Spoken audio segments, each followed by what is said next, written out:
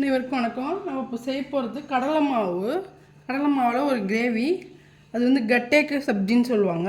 இதால் 1.5 கப்பு கடலை மாவு போட்டிருக்கேன். அதை சலிச்சிக்கலாம்.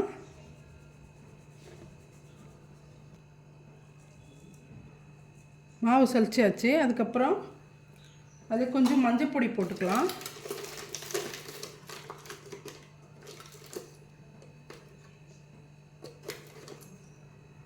கொஞ்சமாக மஞ்சள் பொடி, கொஞ்சம் ஓமம்,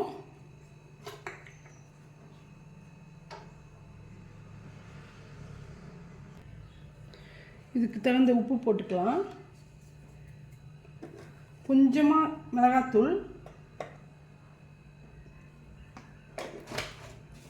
கஸ்தூரி மேத்தி கொஞ்சம் போட்டுக்கோங்க. காஞ்சி வெந்தயக்கீரை,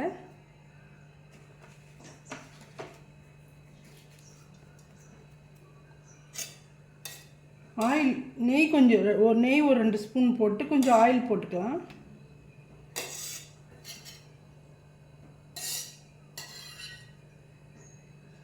போட்டுட்டு இது எல்லாத்தையும் மிக்ஸ் பண்ணிவிட்டு தண்ணி போட்டு சப்பாத்தி மாவை பார்த்து பிசைஞ்சுக்கணும்.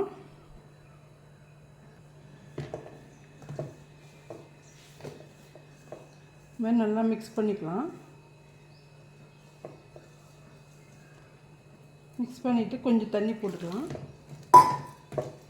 கொஞ்சம் கொஞ்சமாக தெளித்து பிசைஞ்சிக்கலாம்.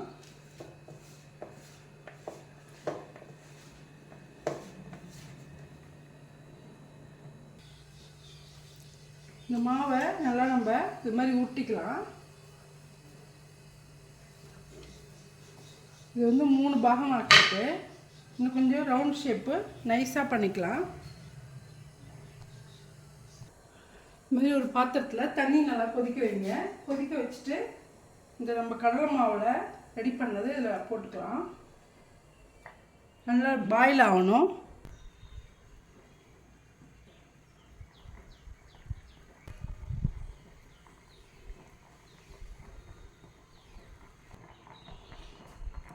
நல்லா பாயில் ஆகிட்டுருக்கு பாருங்கள்.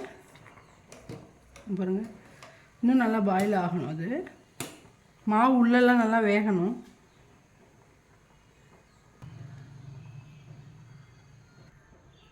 நல்லா பாயில் ஆகிடுச்சு. இந்த டைமில் நம்ம எடுத்துகிட்டு கட் பண்ணி ஆயிலில் ஃப்ரை பண்ணிக்கலாம். ஆயில் நல்லா சூடானதும் நம்ம ஏற்கனவே வேக வச்சு கட் பண்ணி வச்சுருக்கிற இந்த கடலை மாவு பீஸை அதில் ஃப்ரை பண்ணிக்கணும்.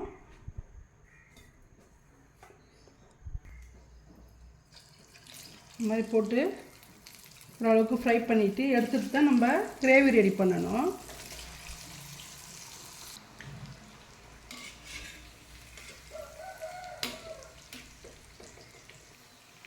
பாருங்கள், இது மாதிரி ஃப்ரை பண்ணி எடுத்து வச்சுக்கணும்.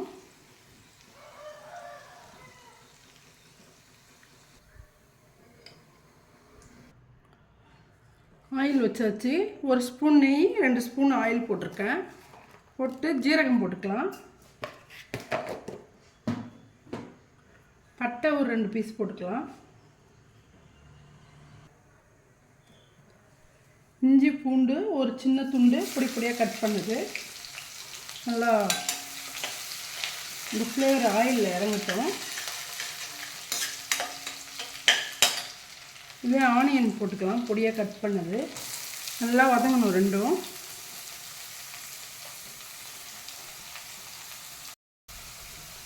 பாருங்க, நல்லா ஆயிலில் ஃப்ரை ஆகணும். இதில் நம்ம மசாலாவும் கொஞ்சம் ஆட் பண்ணிக்கலாம். அது இல்லாமல் தயிர்லேயும் கொஞ்சம் ஆட் பண்ணி கரைச்சி இதிலே ஊற்றிடணும். நல்லாயிருக்கும் டேஸ்ட். இது தயிர் 1 கப் எடுத்துக்கிட்டோம். இதில் 1 ஸ்பூன் அளவுக்கு மல்லிப்பொடி போட்டுக்கலாம். இந்த அளவுக்கு மிளகாத்தூள்,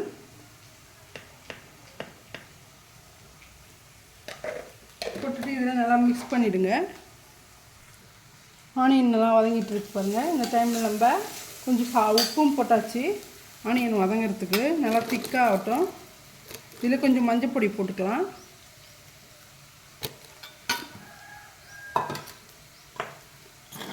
இதில் கொஞ்சம் மல்லிப்பொடி, அதில் 1 ஸ்பூன் போட்டிருக்கோம், இதில் ஒரு அரை ஸ்பூன் அளவு போட்டுக்கலாம்.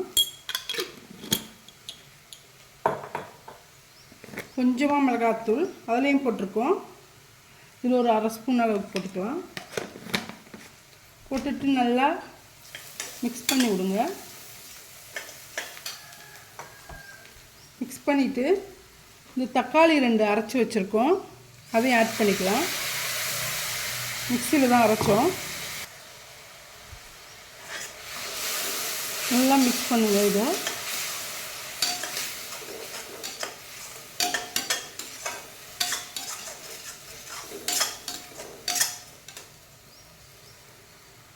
இதில் கொஞ்சம் கரம் மசாலாவும் ஆட் பண்ணிக்கலாம்.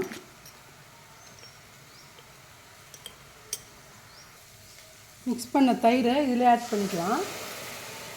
கொஞ்சமாக தண்ணி ஊற்றிக்கலாம். கொஞ்சமாக தண்ணி ஊற்றியாச்சு. இது நல்லா கொதிக்கணும் திக்காக. கொஞ்சம் கொதிச்சதுக்கப்புறம் நம்ம ஃப்ரை பண்ணி வச்சுருக்க கட்டையை போட்டுக்கலாம். அதில் உப்பு எல்லாம் டேஸ்ட்டெல்லாம் காரம்லாம் பார்த்துக்குங்க. நல்லா மூடி வச்சு கொதிக்கிட்டோம். நல்லா பாருங்கள், நல்லா கொதிச்சுட்டு வருது. இந்த டைமில் நம்ம ஃப்ரை பண்ணி வச்சுருக்க இந்த கட்டையை போட்டுக்கலாம். வேக வச்சு ஆயிலில் ஃப்ரை பண்ணது. இது கொஞ்சம் நேரம் கொதிக்கிட்டதுலே இந்த டிஷ்ஷுக்கு கொஞ்சமாக கஸ்தூரி மேத்தி போட்டுக்கலாம். காஞ்சி வெந்தயக்கீரை நல்லா டேஸ்ட்டாக இருக்கும்.